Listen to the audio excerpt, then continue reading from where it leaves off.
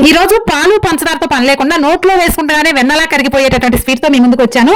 జ్యూసీగా స్మూత్ గా 5 minutes లో అయిపోయేటటువంటి ఈ పుట్నాల పప్పు హల్వాని ఎలా చేయాలో చూద్దాం. చాలా జ్యూసీగా ఉంది కదా, చూస్తుంటేనే నోలు ఊరిపోతుంది. ఇంకెందుకు కావాల్సిన ప్రాసెస్ లోకి అయితే వెళ్ళిపోదాం. ముందుగా ఒక బాండిల్ తీసుకొని ఇందులో 1 కప్పు దాకా పుట్నాల పప్పు, ఆల్రెడీ ఇవి డ్రై రోస్ట్ గానే ఉంటాయి.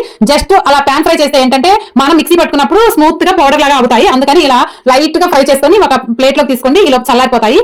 ఈ లోపు మనం ఏం చేద్దామంటే అదే కళాయిలో 2 కప్పులు దాకా, మనం ఏ కప్పు అయితే పుట్నాల పప్పు తీసుకున్నామో అదే కప్పుతో 2 కప్పుల దాకా బెల్లం తీసుకోండి. అదే 2 కప్పులతోటి వాటర్ పోసి ఇవి కొంచెం బెల్లం కరిగి మరిగితే సరిపోద్ది. ఈ లోపు చల్లారిపోయినటువంటి పుట్నాల పప్పుని మనం మిక్సీ జార్ లో వేసుకొని మెత్తగా మిక్సీ పట్టుకున్నాం.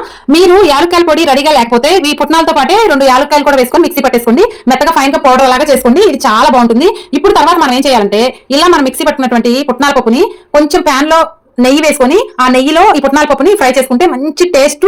ఇలా నెయ్యిలో పుట్నాల వీడియో కోసం కింద పాలు పంచదార లేకుండా స్వీట్ ఉంది కదా, దాని మీద క్లిక్ చేస్తే ఫుల్ వీడియో చూడొచ్చు.